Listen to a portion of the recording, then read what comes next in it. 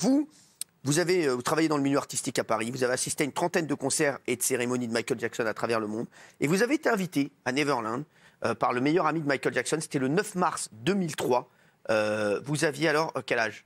22 ans. 22 ans. 22 ans. Alors, vous avez dormi là-bas, vous aviez 22 ans, ouais. Et vous dites que vous n'avez rien vu de bizarre là-bas. Non, alors en fait, ce qui s'est passé, c'est que j'ai dormi donc avec Johanna, ma meilleure amie. On a été invité par Frank Cachot, le meilleur ami de Michael Jackson.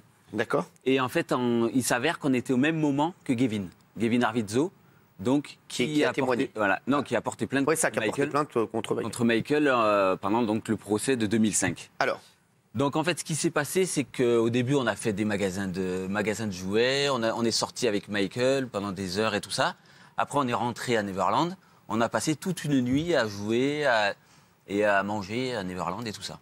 D'accord. Donc, et après, nous, on a témoigné au procès pour dire que Gavin Arvizo, par exemple, n'était pas séquestré à Neverland. Quand on dit Michael, il avait des bons avocats, oui, mais en fait, ils accusent Michael Jackson de certaines choses, comme la séquestration de Gavin, par exemple. Donc voilà, Gavin Arvizo qui est ici. Et lui, il était très très bien avec Michael. Il adorait. On peut être victime de pédophilie sans être séquestré.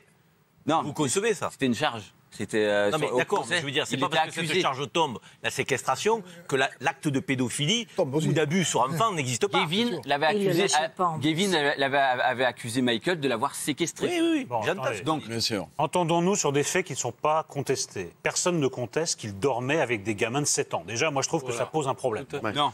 Si. Non, ça pose pas un problème. Si, ça pose un problème qu'un adulte de 30 et quelques dorme avec un gamin de 7 ans. Alors, moi, je vous le dis franchement, ça pose un problème. Un côté malsain, quand même, reconnaissez-le. Non. Déjà, première base. D'accord, je vais vous dire quelque chose. Alors, allez-y. Moi, j'ai adoré Michael Jackson, j'adore Michael Jackson. J'ai vu Michael Jackson en concert. Vous avez dit j'ai adoré, hein? Oui. Non. Commencez à douter, hein? Non, c'est pas ça. Non, mais rien à voir. Pour moi, c'est toute ma vie, je l'ai vu partout et tout ça. Et après, une fois rentré à Neverland, où j'ai cru que je croyais connaître Michael Jackson en tant qu'artiste et tout ça, j'ai vu un ado, j'ai vu un enfant. D'accord. En fait, tellement j'hallucinais sur la différence entre le Michael Jackson artiste sur scène et le Michael Jackson à Neverland. C'était vraiment un ado. Et ça correspond au syndrome de Peter Pan. Mais vous savez, monsieur, attendez, pas tout ça.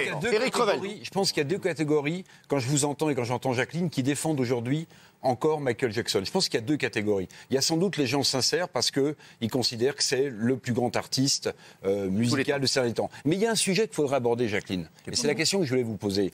C'est que plus l'image de Michael Jackson est en train de se dégrader, plus le business est en train de se dégrader pour Michael Jackson.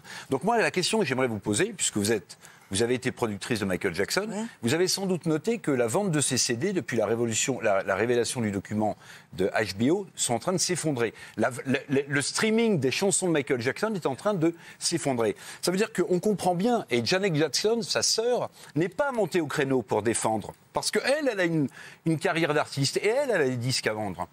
Donc ma question est très simple. Est-ce que vous défendez Michael Jackson parce que vous estimez que ce type est encore digne d'amour et d'amitié, ou vous le défendez parce que vous avez peur que le business de Michael Jackson s'effondre? D'abord, la question, je la trouve ridicule en ce qui me concerne. Parce que j'ai rien à faire avec son business. C'est la réponse. Pas du tout. Je m'adresse à une productrice qui c'est la réponse. Je n'ai rien à faire avec ces CD. Bien sûr. Je m'adresse à la productrice qui connaît le métier. Non, moi, je produisais des concerts. Malheureusement, il est mort. Et peut-être qu'un jour, quand moi je serai là-haut, j'aurai la chance encore de le produire.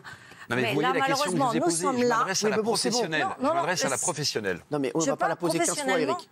Non, c'est parce que je pense que Jacqueline n'a pas compris ma question. Si, non, il parle pas en tant que le CD, c'est que productrice française, mais comme professionnelle de la vente de disques. Elle n'est pas concernée, c'est ce qu'elle. Mais si, mais vous connaissez ce métier. Je ne suis pas concernée par la vente. Franchement, la question, Éric. Non, c'est une question importante. Oui, mais non. Celle du business, c'est une question très importante. Depuis 80 ans. Là, on est en train de dévier. On peut la poser autrement si vous voulez. Allez-y, posez-la autrement. Non, c'est vous qui me la poserez autrement. Non, mais c'est bon, s'il remet 2 heures à poser la question, on en a jusqu'à 2 heures du matin.